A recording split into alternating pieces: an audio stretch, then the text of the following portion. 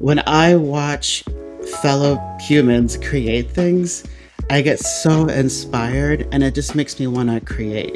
Like, I don't know, I just watch folks who have like dedicated themselves to a craft. And it just kind of feeds the well of wanting to create stuff on my own too. So I don't know. I wonder too if, like, when you get later into your career, you need a little bit less input and more like motivation. Um, but if like my well of motivation is really full because I've surrounded myself with people who are creating stuff, like it's just so easy to like dig in and just start making things. I think that you could see data as a collaborator and not necessarily as a manager. Maybe I that's the like that. difference between like abdicating taste or like a point of view to data, and instead seeing it as a collaborator that helps you to make decisions. When we had client presentations, I had the same like rituals. I'd brush my teeth before each one, and then I would always treat myself to a cookie after. You're listening to Final, a show about creative work and the work behind it. This is version 7 of this intro, and to be honest, I'm proud it only took me that many times. I'm your host, Nick Blackman, and on the show today, I'm joined by Jose Ocando. Jose is, by his own words, a failed copywriter, but I'm not convinced. And that's because I've had the pleasure of working with him for nearly 5 years, and he's written some bangers, let me tell you. On the show, we'll talk about his neurotic habits and how he brushes his teeth before every design presentation, and how he views data and analytics as a collaborator and not a manager. Jose truly is the best of us. He's talented, kind, and always makes me laugh. In short, he's one of my favorite people, and I think you're going to like him too. Well, Jose, thank you so much for joining me. I feel like I'll just go ahead and admit how awkward it feels trying to transition this show.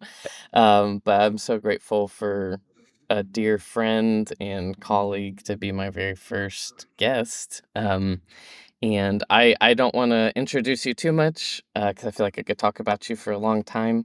But I will just say Jose and I have worked together for, gosh, was it 4 years, 5 years? 4.5, yeah. Yeah, I lose track. And we worked together at Whiteboard. And I often say it was just like the greatest honor working with you just because of how talented you are, but also to have somebody that worked together with me for that long and put up with all of the all of the quirks and things. So it's been an honor. I won't sit and talk about you endlessly, but Jose, would just love for you to give a little context about who you are, your background, what you're doing currently. Yeah, just a little bit of a high level. Well, thanks for having me on the show. um, yeah, as you mentioned, I'm Jose. I'm a staff brand designer at Webflow. I've been in the design industry for, I think, coming on 12 years. But I'm actually a failed copywriter, which you know. Uh, so I wouldn't say failed. I've seen a lot of great copy that you've snuck into designs over the years. it's true, yeah. But it's funny. It's like that was my original path that I saw for myself. I loved like literature classes in high school. So in college, I was an English lit grad, and I saw myself becoming a copywriter after graduating. Um, and that just never panned out because copywriting jobs at the time in my town were really tough to get. But I will say that the love of literature, I think, informs some of my approach, which is kind of why I'm mentioning this because, um, like, maybe the two big words I would emphasize that come out of like really loving stories is metaphor and narrative. And I think when you're designing, you're trying to communicate something. It's really helpful to figure out like how does all like the individual things that I'm designing come together to tell a story, and then are there like metaphors or is there like some kind of visual system I can use to help communicate things. So even though I never made it in the copywriting field, I still use all the stuff that I, learned from reading tons of books, basically. I love that. I've heard you share about that before, but maybe never actually in that much detail. And it actually is one of the things I really wanted to get to eventually in the conversation. I'm just going to totally change the order we talked about. um, because I think it's so interesting thinking about unexpected places of inspiration or like technique to draw from. For me, I'm always inspired by film and movies, even video games and stories, and the way people approach creating for those types of worlds and spaces. And I'm curious if there are any things that are like that for you with writing and literature where you regularly draw inspiration from just maybe unexpected places, or you take techniques you learned that actually have ended up being really helpful for design and other things. um, yeah, I don't know. It's funny. I would say I think for some folks who do design, there's like a one-to-one between I'm inspired by certain things and that finds its way into like my output. So like I go out hiking and like see nature and there's like elements of that end up becoming realized in my work. That's never really been the way that I've been inspired. It's more been like when I watch fellow humans create things, I get so inspired and it just makes me want to create. And I bet there's lots of folks out there who are the same. So literature is like is similar. Like I remember reading The Covenant of Water by Abraham Verghese. I'm not sure if I'm saying his last name right, but man, what an incredibly moving book. And there's something about being moved by like I don't know, somebody's work of art that they dedicated themselves to. Like I finished the book and I think the first thing I wanted to do was like, well, I'm just gonna head up to the office and tinker around on Figma and see if I can create something fun. Like that's kind of how I get inspired. So I don't often struggle with like the equivalent of writer's block in design. I did early on in my career actually, some of those moments.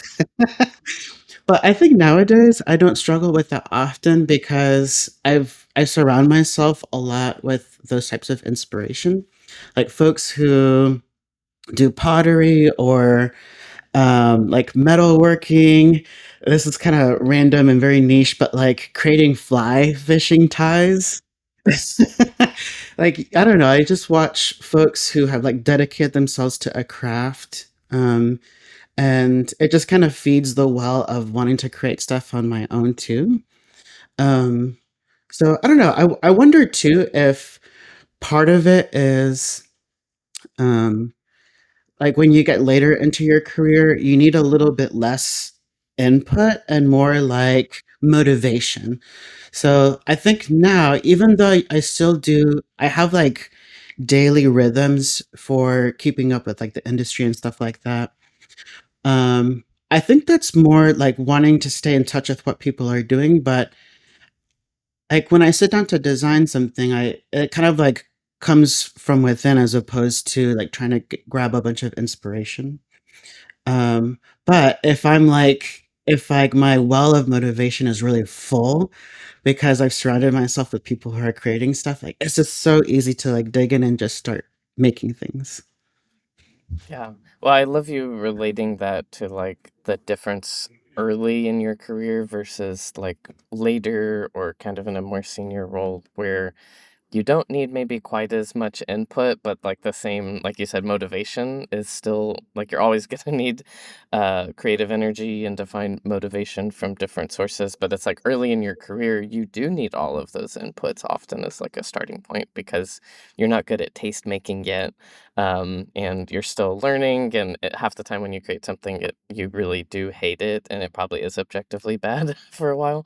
Um, but yeah, I'm curious, like, if there's things from like that you would look back on early in your career, you can take that back as far as you'd want to, that feel that you still feel proud of, surprisingly, maybe. You don't feel as cringy when you look back on it, and I'm curious if there are things that stand out to you about any of that work, that made it feel really satisfying, because maybe you still, like, would look back and you're like, "Oh, I objectively now don't actually I wouldn't make these same decisions, I don't like the way it turned out, but I still feel really satisfied and proud of it because of what it meant to me in the moment or how it defined aspects of how I chose to approach things in the future," or yeah, anything. Yeah. Um, the moment that comes to mind is I think this was 2022, if I'm not mistaken, but I think the year before, yeah, I know. I think the year before I had done some work that ended up getting awards, and I know that awards are, um, I don't know, they tend to get a lot of opinions from designers in our field because our awards are the kind of thing where like you have to pay to kind of like get considered. And so is it like a true recognition of the work everybody is doing in the field? But setting that aside, like that whole conversation, I think when you do get an award, like for me, it was just a really gratifying moment. Because I struggle with insecurity and sometimes feeling like, do I belong in this field? Am I talented enough? This is a side question we can get into also, but as I age, I'm actually turning 40 this weekend. Am I too old for this field? Um, so I don't know. There's something about getting an award, no matter how manufactured it is, that just made it like helped me to feel um, like okay, I feel confident I'm on the right path. So yeah, when I look back, you kind of mentioned like, oh, do you still feel like cringy about it? So the couple of projects that won awards were the whiteboard website and the RO website. And looking back to the whiteboard website, it's funny, like it feels maybe a tad over designed to me at this point, and I can see how it feels dated. And when I like if I reapproached it now, like my emphasis is a lot more on I call it expressive minimalism, like just the right amount of elements, but that it still feels like full of warmth and personality. And so there's, yeah, like that probably wasn't my emphasis. Like I think a few years ago, I really loved just like playing and like stretching the design muscles, and I don't think I would do that, in the same way now. But yeah, it's like I don't know. I won an award for the RO site, and then I got to go get interviewed by the Webbies for the Oh, whiteboard that's right. site. So that was just cool, gratifying moments, and I think for somebody like me who like is unsure of themselves, that's just like a helpful like moment of recognition, I would say. Yeah. Yeah, I love Yeah. that. Do you think, because it's interesting mentioning like some of the difference in like your approach, what it would be now versus what it was then. Do you think how you would choose to approach something like RO or even the whiteboard site would still win an award? You mentioned the like expressive minimalism and that being kind of a different approach. Do you think that in some ways like it could be I don't know. I don't wanna lead you too much with that question, but, like, do you think that, because I remember RO in particular is not one of my proudest, leader moments. I remember I told you we were talking about trying to win an award with that one because we knew it would fit for the audience that they were trying to attract, and I think I told you, "Let's figure out how to make it more award-winning-y." And so that was kind of some of the approach for that one was we wanted it to win an award, and I've often wondered, did it win an award because we sought to do that and to match trends versus I think now you're saying you're, like, more mature in design and you'd follow that expressive minimalism. Do you think it would expressive minimalism or that approach would still win an award? Or yeah, I don't know. What do you think about that? Um, man, just to be fully transparent, um, if I were trying to come off better than I am, I would say I don't care about awards. I don't think that That's what we matters. all want to say. Um, I don't know. Like, here's the thing. Um, I've been a designer for 12 years, and I think it's okay to like want to have a voice in your industry and to contribute to the overall design conversation. Um, like that's just fun, and I think like winning an award or getting a lot of public recognition for something is a part of like being a part of that conversation because you have to put it out there and get enough recognition that you get to participate in the discussion, if that makes sense. Like if now I will say like the job comes first, and um I don't know, like when I went in house, it that really changes your perspective because like you're stewarding a site to be performant, efficient, like produce results, and any thoughts of like getting attention from other designers is like not even tertiary. It's like it doesn't even come into the equation. Um, but gosh, it's so nice when it does because it's like um, I don't know, like if you think about somebody else and like in a different industry, I think it makes it okay to want some of these things. Like if you think about like a musician winning a Grammy or um like a painter like winning a competition or something for like a like how at painting conventions they have like portraiture like competitions and stuff like that.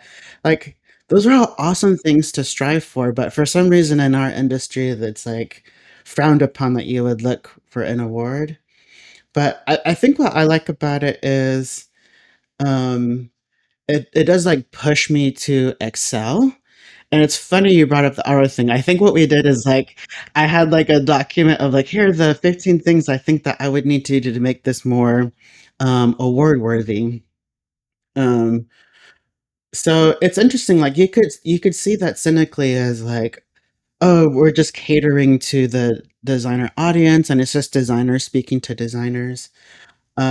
Or you could think about it optimistically and say, oh, it's like we're kind of saying this is good, but could it feel like a next layer of craft if we just push it in certain areas?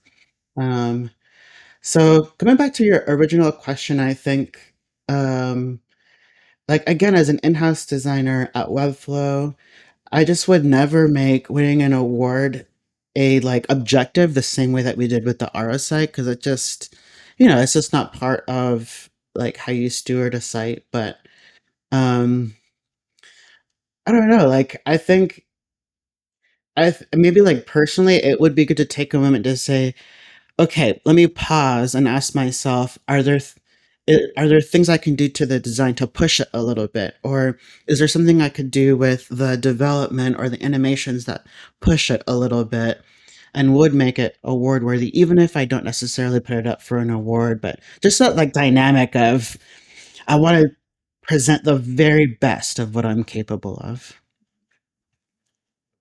Yeah, I love that. I think I mean, in some ways, yeah, the stakeholders, the approach, everything is, I mean, it's totally different in house. Well, I imagine from context. Um, And I'm curious, like, has anything just in even your creative process changed as a result of that, as you've shifted from like agency to working in house and being a part of a team that's a different makeup and structure and has a different way of working? Have you adapted anything about your own creative process or ways that you used to pursue your work in order to either fit better within that team or to just better, I don't know, work within the context of that new company or project? Yeah.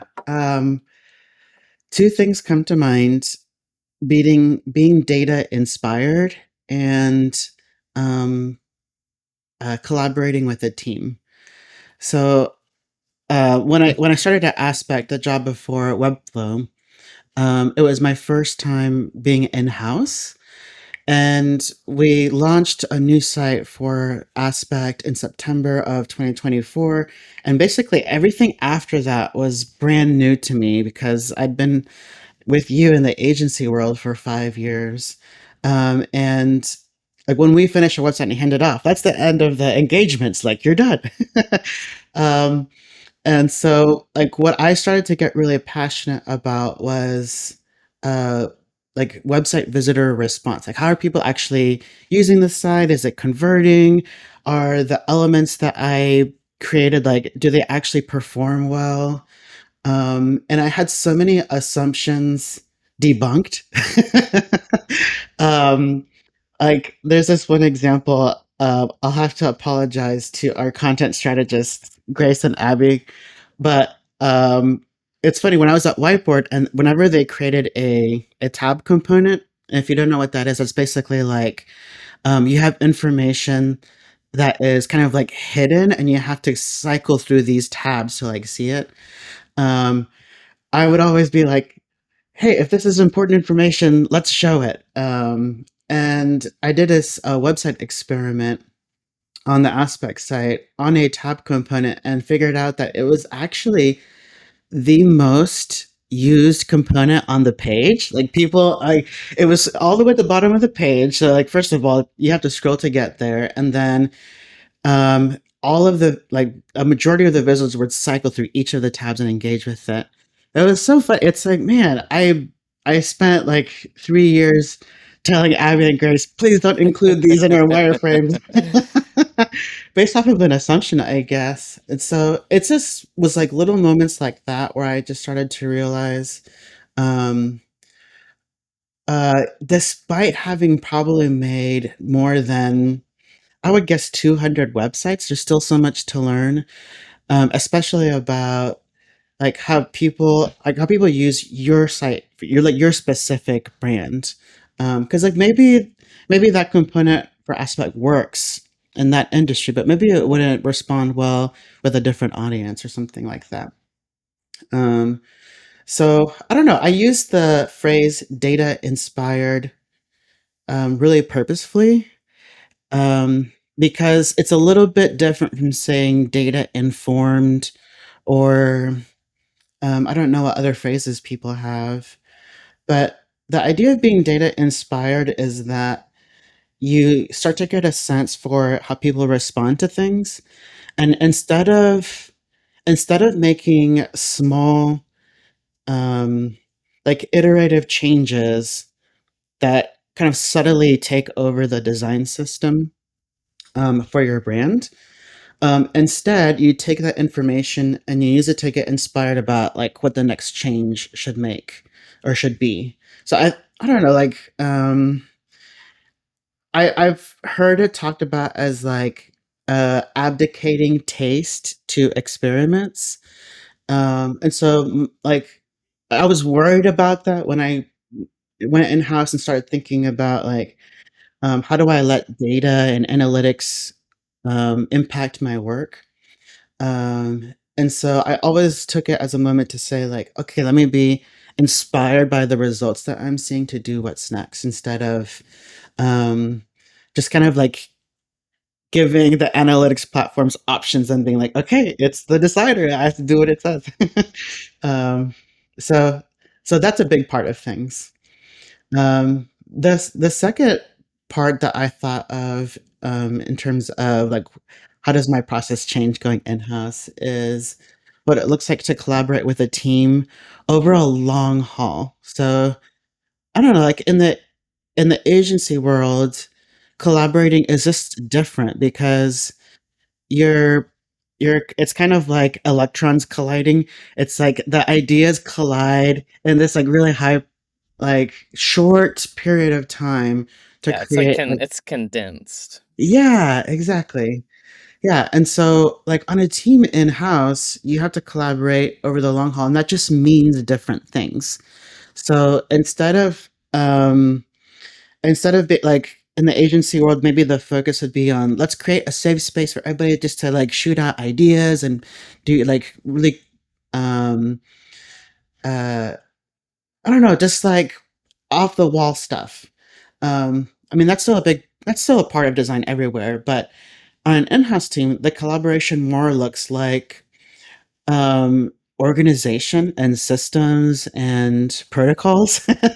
Like, hey, we're all using the same like design system in Figma or design software. So how do we set up that system so that everybody has clarity around it and can use it efficiently? Or, hey, we're all designing different parts of the brand. Like one person's designing the website, one person's doing social, one person's doing out of home. And so, like, how do you facilitate the brand feeling cohesive, even though people are kind of owning different parts of it? Um, so it's interesting. It's like, uh, it like I don't know. I think in the agency world, you're kind of prized for unique solutions and like coming up with interesting things. And I think in the in-house world, um, you kind of have to make peace with letting go of some of the individuality a little bit, um, in order to like create a common language with everybody, so that you kind of like codifying a little bit. Um, how everybody works.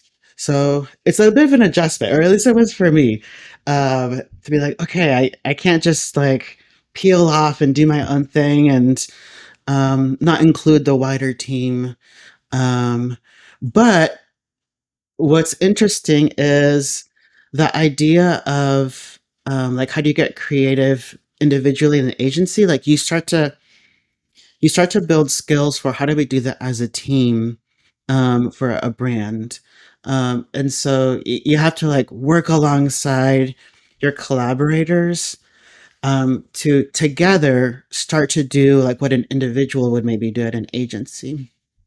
Um, so it takes some like more interpersonal skills um, to make it feel like you're not going rogue or you're not just trying to put your stamp on things, but that you're wanting to like move together as a team to help the brand evolve.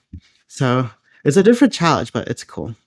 Yeah, no, I love that take of it being about doing it on kind of a long haul or like a long-term engagement with the team because yeah, it is very different when you have a 16-week project with a team in an agency that might be changing and they're working on 3 or 4 projects at once maybe or two, it's just a very different type of way of approaching work together.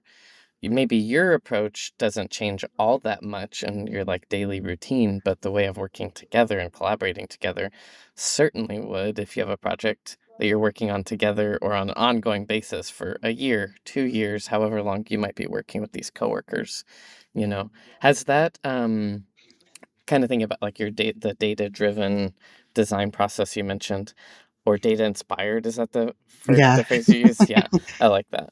Um, does that help you like keep things fresh when you're, seeking inspiration from what data and metrics are telling you? Or does that ever, you mentioned like, well, I'm not just gonna do what the computer tells me to do, sort of I sort love of thing. Beep bop boop, you know. Um, and yeah, does that help keep things fresh, or do you ever feel restricted by paying attention to the data? Oh yeah, we were just talking about like collaborating on a team, and I think that you could see data as a collaborator and not necessarily as a manager. Maybe I that's the like that. difference between like abdicating taste or like a point of view to data, and instead seeing it as a collaborator that helps you to make decisions. So I um I didn't see it as like uh constricting because I saw it as giving me like launch pads for reimagining a certain experience or letting me know, hey, like my hypothesis about that thing was correct, and I can like continue to use that pattern in the brand. Um, so yeah, I don't know. No, that's cool. I like that perspective of data being a collaborator. It's like a contributor that you can take or leave aspects of it versus you know, maybe an unwieldy manager that's trying to enforce something on the work that you're doing. And makes me think of that classic GIF. I wish I could remember the animator that did it, but where the client is sitting behind behind him, like clicking his mouse for him. Yeah. I need to find that. Um, well, I'd love to shift gears a little bit and talk like just a little bit more personally and less about like your job, but like um, what you, Jose Ocando, the man, do. And I'm curious if there's like anything that's just like a weird creative ritual that like you do that maybe nobody else even sees or knows about, but it's just something that like helps you get in the zone, helps you break through a moment of uncertainty, or it's just like I've heard Stephen King like has these different practices that he does that help him get into the like right brain space to be able to write, so that he has like really intense focus time to do that, and then he takes a break, and then he has a new creative ritual that he like might do. Is there something like that for you? Um, I have a lot of those, and they're all super neurotic. Amazing. Um, you know, you know about this, but this isn't necessarily with like getting into flow state. But when we had client presentations, I had the same like rituals.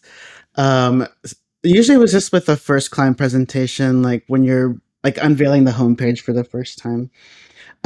But I would always brush my teeth. I like embarrassed to talk about it I though. love that. I brush my teeth before each one, and I think it was the like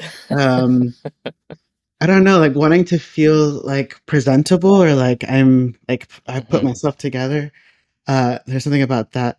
And then I would always treat myself to a cookie after.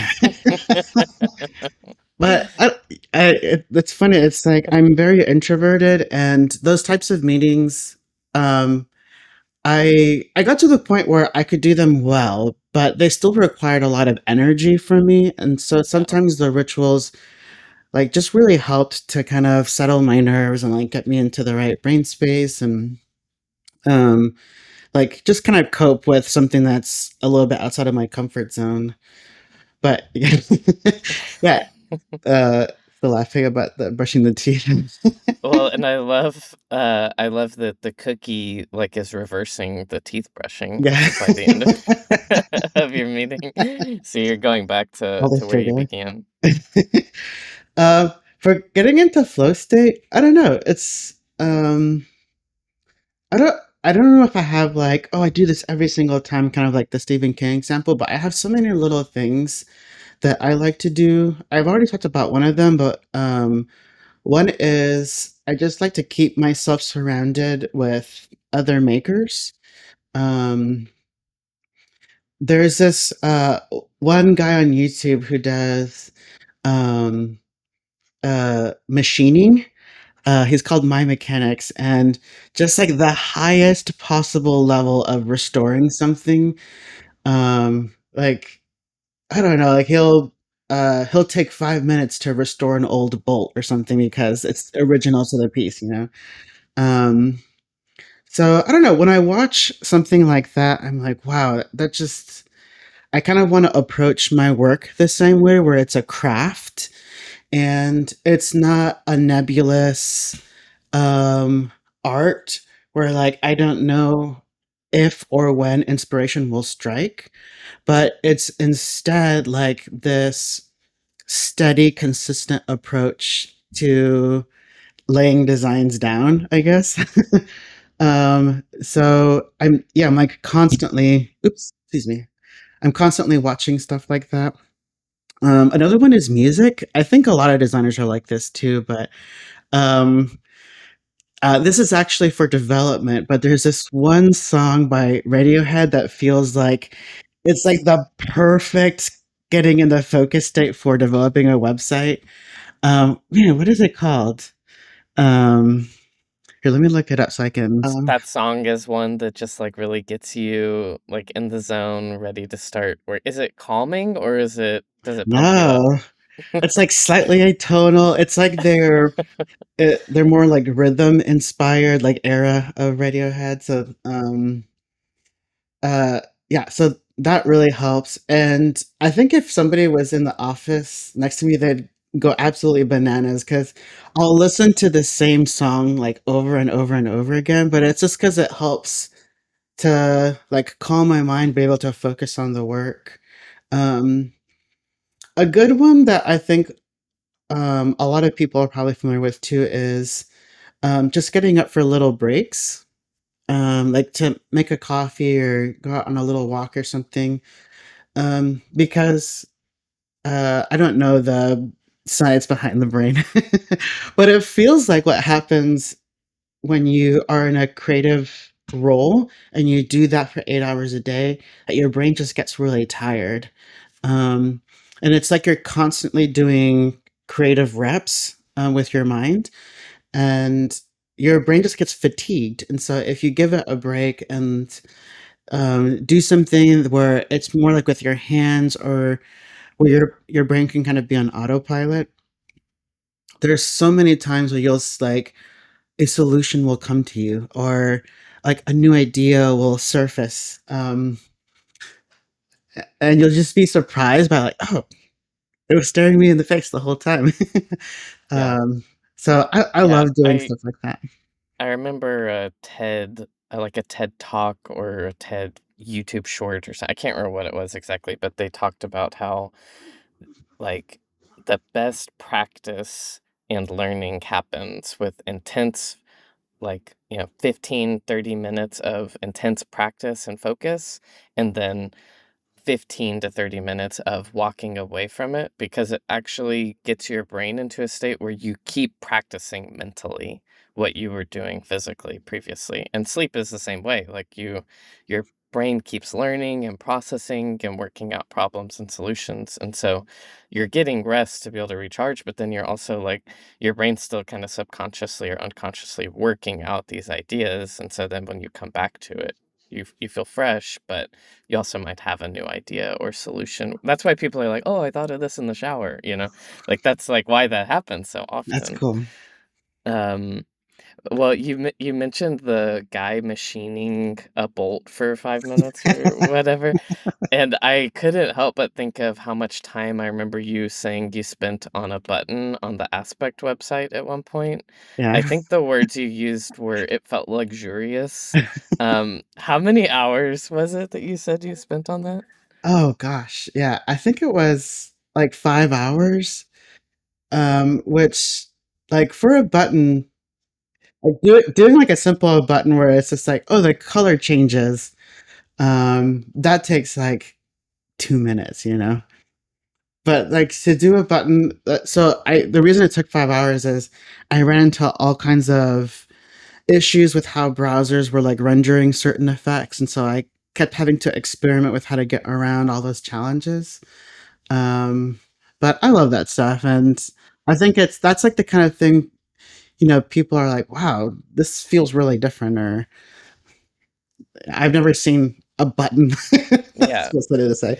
I Yeah, just well, think, yeah, the point isn't even, like, how long it took you or why, it's, like, that you chose to invest that much time in a small detail because you knew somebody's gonna interact with this, and it's gonna, like, help them feel something or connect with this brand, you know? I have two other things I wanted to share on neurotic habits. Yes, Um, please. I've never shared this one with you, so I'm curious. Like, you'll I'm think I'm very absolutely excited. bananas. Um, I have a bit of an obsessive personality, and I sometimes use that to my advantage. And so, like, when I'm in the like an early phase of something, and I'm not sure how I feel about it, I'll take. Usually, I like I'm a designer. I work on websites, so like I'll take screenshots with my phone of my work, and when I go to bed. When I go to bed, I just look at all the screenshots, like repeatedly, just like flipping through them for a while. Um, I don't know. It helps me for some reason. Like it helps me to know. Um, maybe like maybe because I'm about to fall asleep and it's like not in front of my computer at work, so it's like a different space. And maybe it's like my brain works on it while I sleep. Who knows? I don't know, but like I start to see things that maybe I would want to change or update or like I just obsess over it. And I don't know if that's maybe when I'm like, I bet nobody else does that because it's so weird. Um, but yeah, Are what they was this? mobile screenshots or are they just like they're just screenshots?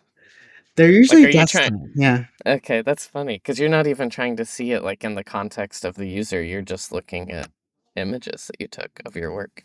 yeah. The other one is more like a helpful tip, and it's trying to put into words the intuition that you have around design decisions.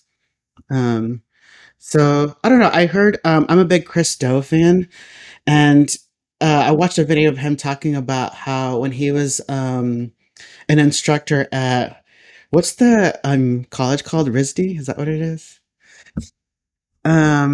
Out in LA, whatever it is, he was an instructor, and he realized that in order for me to help like students learn, I can't give them feedback. Like I can't tell them this feels off. Like, but I don't know why. Like he has to be able to um, clearly identify in a concrete way. This is why this doesn't work. Um, so when I'm doing that thing like looking at screenshots on my phone or like getting ready to present to a client or like working through those messy middle stages, I'm trying to put into words like, what am I trying to achieve or why does this work? And a great example is I told you like my style is that I'm starting to gravitate to is expressive minimalism. It's really helpful to come up with these little phrases that encapsulate big ideas like that and to say, okay, if I want expressive minimalism to guide my design decisions, then that gives me like a fresh pair of lenses to review the work or like to make decisions about it. So it'd be like, okay, if I really am going for a minimalistic view, how many things can I take away from this and it still works? Or it still feels like a complete, like custom, bespoke design. And on the expressive side, um, like let's say I like check mark it. Yes, it's minimalist, but does it feel warm and approachable and friendly? Does it feel like um, it has like character and personality to it? Does it feel like all of the little details have been like carefully thought through?